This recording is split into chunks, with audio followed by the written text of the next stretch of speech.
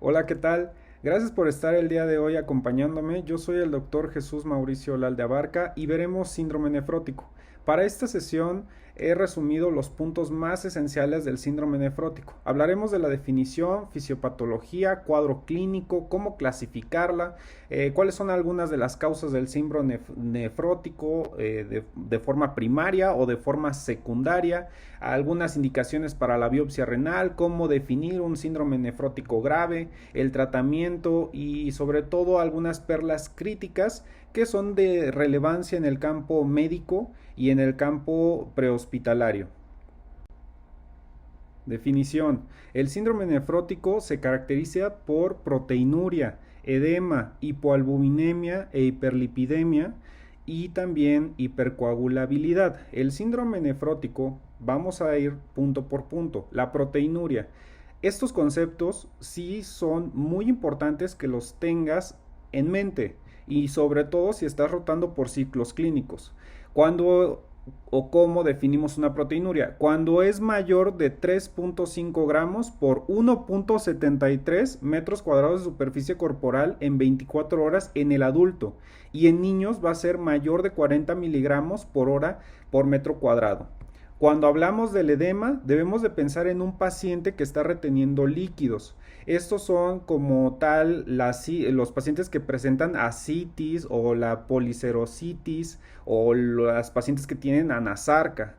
También cuando hablamos de hipoalbuminemia mencionamos una disminución de la albúmina, que es una proteína bastante importante para mantener una presión oncótica y que esta va a estar representada en menos de 3 gramos sobre decilitro para poder definirla como hipoalbuminemia. Cuando hablamos de hiperlipidemia, tenemos que pensar en esos estados elevados de colesterol, la hipercolesterolemia o la hipertrigliceridemia, que es elevación bastante súbita o mantenida de los triglicéridos. Y una característica adicional del síndrome nefrótico es la hipercoagulabilidad, pues esta comprende o está determinada por la pérdida renal de proteína C, proteína S y antitrombina 3, que forman parte de nuestro sistema de coagulación.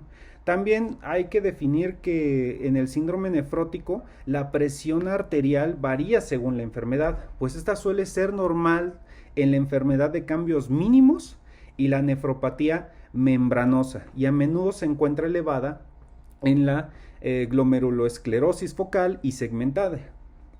La pérdida de inmunoglobulinas en ocasiones resulta en una inmunodeficiencia relativa. Fisiopatología. Hablando y puntualizando. Esto nos habla de una patogenia de la formación de edema en el síndrome nefrótico. En el primer apartado vamos a dividirlo en la resistencia al factor y en la albuminuria.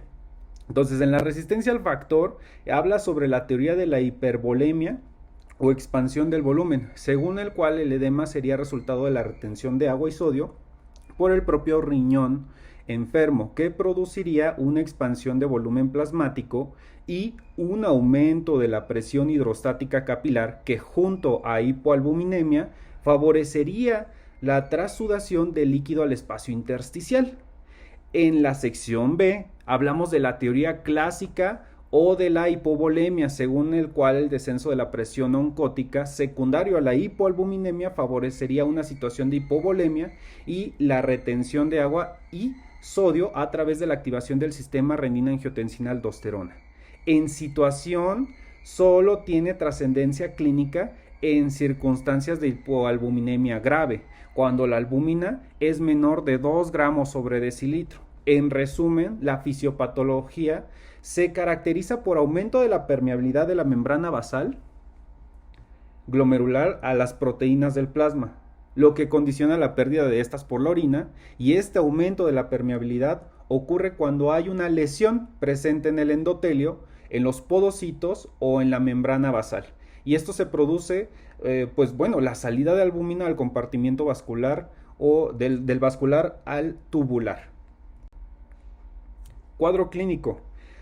Primero, este es un cuadro clínico y estamos hablando de un síndrome. Por lo tanto, hay que definir primero síndrome. Síndrome viene del griego sin, unión, asociación o simultaneidad, y dromo, curso o carrera. Entonces, hay que mencionar que es el conjunto de signos y síntomas que extiende en el mismo tiempo que se definen un estado o se considera un estado morboso determinado en el área de la salud.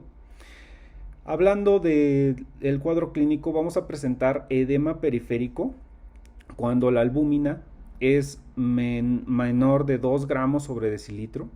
Va a haber derrame pleural, ¿sí? Va a haber ascitis con niveles menores de 1.5 gramos sobre decilitro, ¿no? Y aquí mostramos la lipuduria y formación de cilindros grasos. Entonces, ¿qué debemos de buscar? Cuando hablamos de la clínica pulmonar, debes de recordar que buscamos ampliación, palpación, es decir, sentir vibraciones, percusión y auscultación. En un pulmón normal, la ampliación y la palpación son normales. La percusión es un claro pulmonar o resonante, y en la auscultación hay murmullo vesicular. Pero ¿qué pasa en el derrame pleural? Pues bueno, como hay líquido, la ampliación y la palpación están disminuidas. Incluso en el último caso la palpación está abolida. En la percusión del pulmón encontrarás una parte submate o mate, y en la auscultación pues va a llegar a estar abolido o en un término conocido como egofonía. Cuando tenemos un paciente con ascitis, es decir, líquido en la cavidad peritoneal abdominal, pues hay que utilizar diferentes maniobras para saber si se trata de ascitis o de tejido adiposo, panículo adiposo o grasa visceral. Está la maniobra de Tabler, de damas, o de matidez cambiante, donde colocamos al paciente en decúbito lateral derecho o izquierdo y empezamos a percutir el abdomen desde arriba hacia abajo. A medida que nosotros como clínicos vamos percutiendo, será claramente apreciable la matidez que se irá instalando más y más hacia la zona de abajo. Bien, ¿cómo clasificar el edema? Lo podemos clasificar por su magnitud, por su extensión y por su duración. Esta tabla de clasificación del edema según su magnitud la encontré en internet y es bastante buena porque junta los criterios de grado, símbolo, magnitud y extensión, muy fáciles de aprender en la parte periférica, y es la clasificación, algunos la mencionan como de Godet. Entonces vamos del grado 1, que es el menos severo, al grado 4, que es el más severo. El grado 1 tiene como tal símbolo 1 de 4, una cruz de 4 cruces. Es así como algunas de las ocasiones en las notas clínicas llegan a poner Godet, una cruz de 4, ¿no? O 2 cruces, o 3 cruces, o 4 cruces, dependiendo del grado. Magnitud debe de ser en el grado 1 de una leve depresión sin distorsión del contorno, y la extensión va a ser que al momento de que yo lo presiono desaparece casi instantáneamente. En el grado 2 va a haber una depresión de hasta 4 milímetros y desaparece en 15 segundos. En el grado 3, depresión de hasta 6 milímetros y una recuperación en 1 minuto. El grado 4 hay una depresión de hasta 1 centímetro y la recuperación es de 2 a 5 minutos. Hallazgos. Hallazgos que a mí me van a servir, pues bueno, tengo que pensar en el examen general de orina, que va a tener esa característica de tener espuma, ¿no? Eso me habla acerca o me da indicios de una posibilidad de proteinuria. Bajo la luz polarizada es posible observar lípidos ovalados. La literatura menciona algo conocido como cruz de Malta. Y el diagnóstico diferencial también puedo yo representarlo o sospecharlo y tenerlo muy en cuenta como un síndrome nefrótico primario o idiopático, o un síndrome nefrótico secundario o de una enfermedad sistémica. Por lo tanto, hay que clasificar a nuestro síndrome nefrótico en primario o secundario. Vamos a verlo. Llegamos a la sección de causas de síndrome nefrótico primario. En esta parte son causas idiopáticas. Por lo regular son enfermedades crónicas, pero hay que tener un sentido agudo en la emergencia, pues estas enfermedades crónicas se pueden agudizar y pueden llegar a tener estados de hipoperfusión general en el paciente, ocasionando la muerte en el peor de los casos. Entonces vamos a ver estas causas. Una de las principales causas es la enfermedad de cambios mínimos. Puntos importantes que debes de recordar. Es de inicio súbito con abundante proteinuria. De hecho, una abundante proteinuria se clasifica mayor de 4 gramos sobre 24 horas. Y la edad predominante es en menores de 12 años o en la sexta década de la vida. En cuanto a las funciones, pues bueno, en cuanto a los hallazgos, perdón, vamos a ver la microscopía electrónica con fusión de podocitos epiteliales. En la microscopía de luz va a estar normal y en la inmunofluorescencia va a estar normal. La enfermedad de glomerulosclerosis focal y segmentaria, su presentación es más frecuente en afroamericanos, es de inicio lento y gradual con proteinuria no masiva. Esta va de 2 a 4 gramos día y es más frecuente en la edad de la adolescencia temprana hasta la tercera edad de la vida. Dentro de los hallazgos, en la microscopía electrónica vas a encontrar fusión de podocitos y tal vez colapsante en pacientes que presenten virus de inmunodeficiencia humana. En la microscopía de luz va a haber glomerulosclerosis focal y segmentaria. En la inmunofluorescencia puede mostrar depósitos no específicos de inmunoglobulina M. La nefropatía membranosa. Esto se debe o llega a tener una mayor frecuencia en caucásicos y mayor incidencia de hipercoagulabilidad. Tiene su inicio lento y gradual como la anterior, con proteínas desde rangos subnefróticos hasta la masiva. Aquí, para poder diferenciarlo del anterior, que era de 2 a 4 gramos, está mayor de 20 gramos día. Y la edad es de 30 a 60 años. La microscopía electrónica vas a encontrar depósitos de complejos inmunes subepiteliales. La microscopía de luz vas a encontrar capilares con espículas subepiteliales o spikes. Y la inmunofluorescencia va a haber depósitos de inmunoglobulina y complemento. No se te vaya a olvidar. Aquí hablamos de depósitos de inmunoglobulina y complemento debido a su fisiopatología. Glomerulonefritis membrano proliferativa. En esta enfermedad la van a compartir tanto síndrome nefrótico como síndrome nefrítico. Entonces, probablemente te lleguen a preguntar, ¿qué enfermedad comparte el síndrome nefrítico con el nefrótico? Glomerulonefritis membrano proliferativa. ¿A qué edad? Bueno, pues realmente es idiopática, de los 8 a los 16 años, abarca un gran rango, es secundaria en adultos. Y los hallazgos en la microscopía electrónica vamos a clasificarlos en 3 tipos, el tipo 1, tipo 2 y tipo 3. El tipo 1 va a ser por depósitos densos subendoteliales, el tipo 2 por depósitos en forma o en manera de listones en membrana basal y el tipo 3 por áreas luminosas en membrana basal. En la microscopía de luz vamos a tener glomérulos lobulados, engrosamiento de la pared capilar y la expansión mesangial. Y la inmunofluorescencia nos va a arrojar igual 2 tipos. El tipo 1 va a tener componentes iniciales del complemento C3, depósitos de inmunoglobulina G, y en el tipo 2 va a haber igual C3, pero la diferencia aquí es la inmunoglobulina M en el tipo 2. Causas del síndrome nefrótico secundario. Vamos a hablar ahora acerca de estas causas que son secundarias que producen el síndrome nefrótico secundario. Entonces, dentro de estas causas tenemos la nefropatía por virus de inmunodeficiencia humana y la histopatología me habla de una glomerulosclerosis focal y segmentaria. Hallazgos, bueno, aquí quiero hacer mayor hincapié tomando en consideración la especialización de ultrasonografía médico-diagnóstica que se cuenta en el área médica para tener una evaluación ecográfica de los riñones y de las vías urinarias. Resulta que la evaluación ecográfica incluye la valoración del tamaño, la forma, la ecogenicidad, el espacio urinario, incluyendo el tracto urinario inferior. y la presencia de masas y también de la vasculatura. Muy pocos resultados llegan a ser específicos, por lo tanto se requiere una correlación clínica. Eso es bastante importante que te quedes. El tamaño y forma, ¿no? Ultrasonido renal con riñones ecogénicos y aumentados en tamaño. Pues es que dada su escasa precisión, esta medición debe de realizarse varias veces.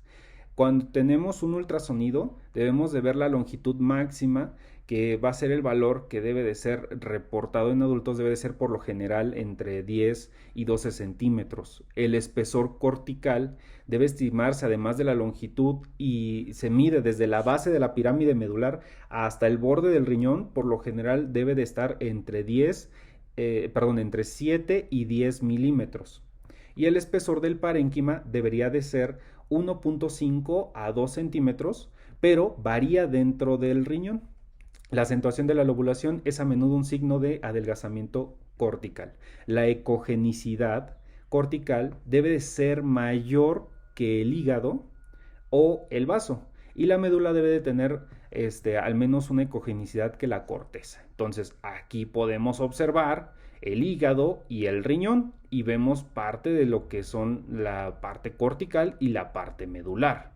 Sobre todo, el aumento de la ecogenicidad carece de especificidad y en estudios histopatológicos se ha correlacionado con la fibrosis intersticial, atrofia tubular, inflamación y glomerulosclerosis. El espacio urinario es el centro del riñón y debe de ser ecogénico debido a la presencia de grasa del seno, y los cálices no son visibles a menos que estén dilatados. Nefropatía diabética. Histopatológicamente deberíamos de preguntarnos o buscar detalladamente los nódulos de Kimmel-Wilson, porque son la causa más común de proteinuria nefrótica y tiene una fuerte asociación. De hecho, casi el 100% con retinopatía en diabetes se llega a presentar esta relación, sobre todo en tipo 2. Y la principal causa de insuficiencia renal terminal llega a ser la nefropatía diabética. La primera línea de medicamentos a utilizar son los inhibidores de la enzima convertidora de angiotensina, los ECA, y los antagonistas de los receptores de angiotensina 2, los ARA2. El mieloma múltiple, amiloidosis y AINES también son una enfermedad o también son causas de síndrome nefrótico secundario, mejor dicho. Histopatológicamente los he colocado aquí para mostrar sus diferencias, ¿no? Pues una presencia de cadenas ligeras con tinción rojo Congo negativo ya me habla de mieloma múltiple. Pero cuando tiene una tinción rojo Congo positivo, habla de amiloidosis AL, AL significa primaria. Tenemos diferentes amiloidosis. La AL es primaria, la ATTR es familiar y una de sus características es la composición de depósitos de la transiterrina, y la amiloidosis AA o 2A o AA, que es la secundaria, por la proteína amiloide AA. Dentro de los hallazgos, en el mieloma múltiple hay una gamapatía monoclonal en la electroforesis de proteínas de suero, y también por la electroforesis de proteína en orina. Y la amiloidosis, dentro de sus hallazgos, el 25% también tiene mieloma múltiple y es mal pronóstico y requiere de quimioterapia. En cuanto a los antiinflamatorios no esteroideos, histopatológicamente podrías encontrar enfermedad de cambios mínimos en el riñón y puede asociarse con nefritis intersticial.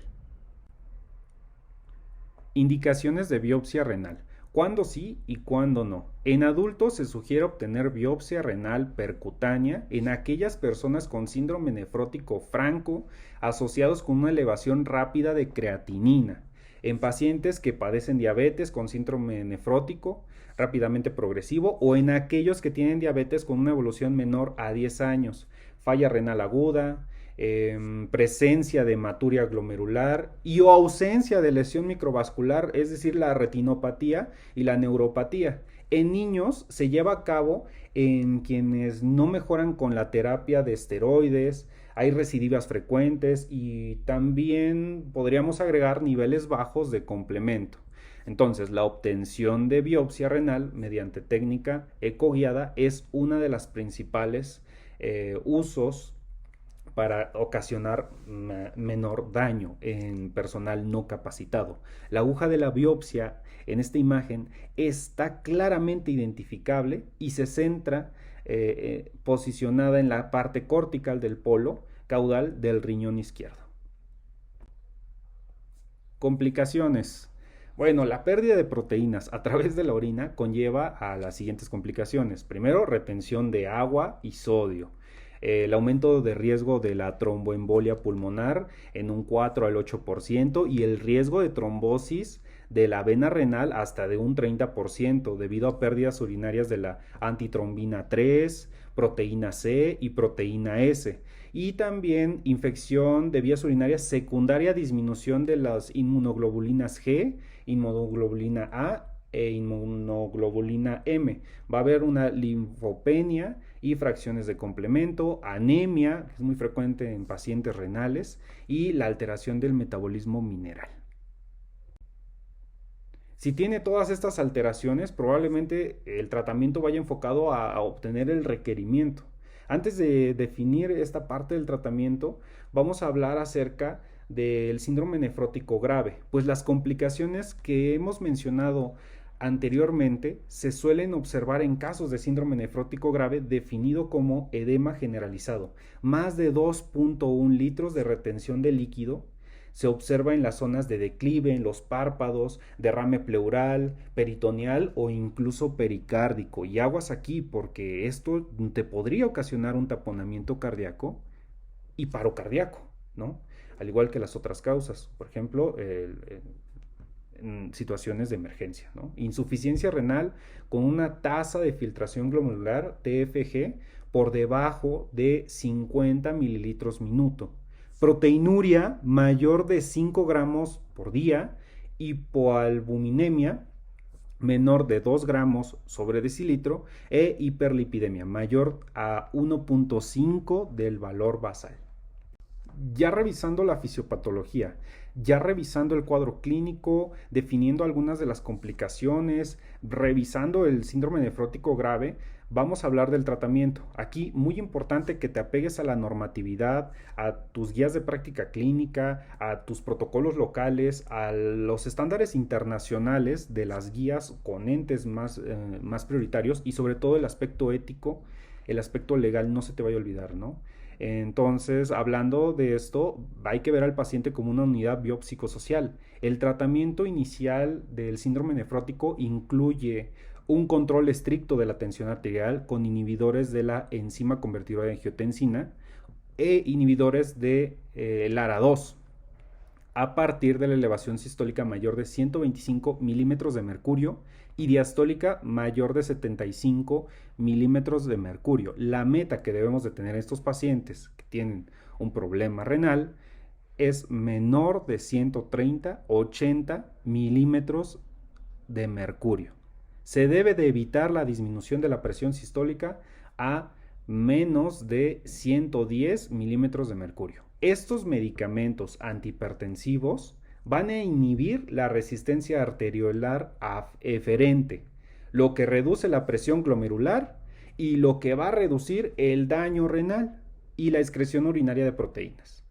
También se debe de restringir la ingesta de sal. Esta debe ser menor de 2 gramos sobre litros. Hay que quitar el salero de la mesa, ¿no? Utilizar un gramaje, una balanza de gramaje para tener estos menos de 2 gramos en los condimentos de los alimentos.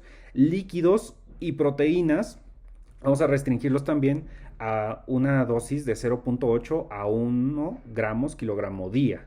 Y se prefiere proteínas a base de soya. Parte del tratamiento y haciendo mención importante a los diuréticos, pues claro, si tienes pacientes que van a retener líquido como la citis, derrame pleural, etcétera, etcétera, hay que ver esos diuréticos que tengan un alto porcentaje de unión a proteínas, ¿no? Se prefiere comenzar con las tiazidas, la espironolactona y la furosemida. Y se debe de vigilar signos de depresión de volumen. Por ejemplo, que haya un aumento de la creatinina y del BUN, no hay que ponerle grandes dosis de diuréticos. También están los hipolipemiantes, como de preferencia pues están las estatinas. Y en caso de trombosis, se inicia anticoagulación con tu medicamento de protocolo local. por lo menos durante 3 a 6 meses como estándar internacional, y se recomienda siempre un control estricto de factores de riesgo cardiovascular y de diabetes. Resumen terapéutico. Antes de mencionar el resumen terapéutico, debo de mencionarles el pronóstico. De acuerdo a la identificación temprana y poder dar el manejo de primera línea o el tratamiento inicial, la evolución de la enfermedad se relaciona con la proteinuria. Entonces no hay que dejar a un lado la proteinuria, y esta a su vez confiere un riesgo alto cardiovascular, por lo que el objetivo terapéutico en el paciente con síndrome nefrótico es reducir la proteinuria al nivel más bajo posible. Para las diferentes enfermedades del síndrome nefrótico, tenemos como tratamientos para la enfermedad de cambios mínimos utilizar esteroides, si es de recurrencia la ciclosporina, la ciclofosfamida o el micofenolato. En la glomerulosclerosis focal y segmentaria, esteroides más inhibidores de la enzima convertidora de angiotensina, la ciclosporina o el micofenolato, pueden ser incluidos a la terapia con esteroides. En la nefropatía membranosa podrías utilizar los YECAS, a todos los pacientes hay que ponerles YECAS. Cuando tienen un riesgo, debemos de clasificarlo en bajo, moderado y alto. En riesgo bajo hay que tener una observación y seguimiento. En el moderado inicias esteroides más o puedes agregar o no agentes citotóxicos. En el riesgo alto, esteroides más agentes citotóxicos. Y la glomerulonefritis membranoproliferativa, ahí son esteroides, agregando o no agentes citotóxicos. Y los antiplaquetarios como la aspirina, el diperimadol, sirven para, pues en este caso, la depresión completamente de la progresión de la enfermedad. Perlas clínicas. Perlas clínicas. La causa sistémica más frecuente de síndrome nefrótico en adultos es la diabetes mellitus tipo 1 y 2. La causa más frecuente en niños es la enfermedad de cambios mínimos. La glomerulopatía primaria más frecuente en adultos es la membranosa y la glomerulosclerosis focal y segmentaria. El trastorno hidroelectrolítico más común en el síndrome nefrótico es la hiponatremia. Y el mecanismo de acción de los inhibidores de la enzima convertidora de angiotensina en el síndrome nefrótico es la disminución de la presión intraglomerular por dilatación de la arteriola eferente. Muchas gracias por tu atención. Si tienes alguna pregunta, por favor, hazla a través del correo o sígueme en mis redes sociales. Suscríbete, por favor, para más contenido.